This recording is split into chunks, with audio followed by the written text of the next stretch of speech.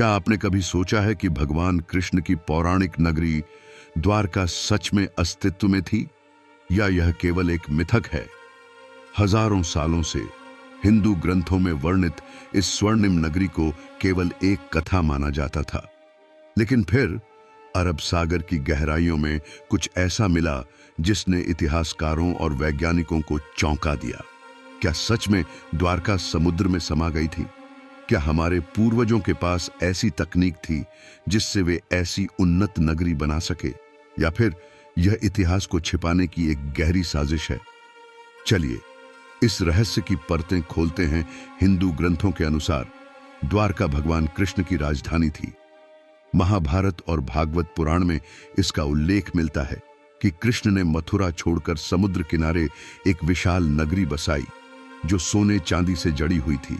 कहा जाता है कि यह नगरी इतनी उन्नत थी कि इसके महल और गलियां किसी चमत्कार से कम नहीं थे। लेकिन फिर अचानक कृष्ण के महाप्रयाण के बाद यह पूरी नगरी समुद्र में डूब गई। सवाल यह उठता है कि क्या यह केवल एक कथा है या फिर कोई ऐतिहासिक सच्चाई छिपी हुई है? 2001 में भारतीय पुरातत्व विभाग और समुद्री अन्वेषण संस्थान ने गुजरात के तट पर समुद्र की गहराइयों में एक प्राचीन शहर के अवशेष खोजे। ये अवशेष 12,000 साल पुराने बताए जाते हैं। हाँ, 12,000 साल। लेकिन रुको, इतिहास की किताबें कहती हैं कि मानव सभ्यता केवल 5,000 से 6,000 साल पुरानी है। तो फिर ये अवशेष किसके हैं? क्या इतिहास की किताबें गलत हैं?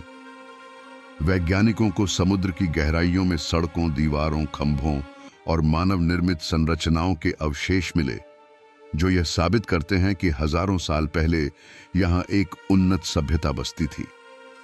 3 इतिहास को छिपाने की साजिश। एक और दिलचस्प बात यह है कि इन खोजों को ज्यादा प्रचार क्यों नहीं मिला? क्या इतिहासकारों को डर था कि अगर यह प्रमाणित हो गया कि द्वारका असली थी तो पूरी मानव सभ्यता का इतिहास बदल जाएगा? क्योंकि अगर यह शहर 12,000 साल पुराना है तो इसका मतलब है कि हमारे पूर्वजों के पास ऐसी तकनीक थी जो आज के वैज्ञानिक भी नहीं समझ सकते।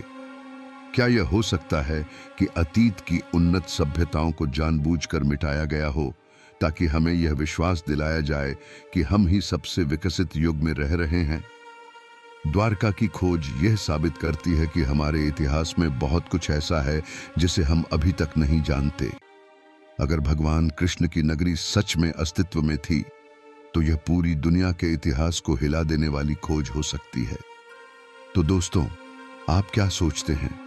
क्या द्वारका सच में भगवान कृष्ण की नगरी थी, या यह केवल एक मिथक है जिसे समुद्र की लहरों ने हमेशा के लिए छिपा दिया?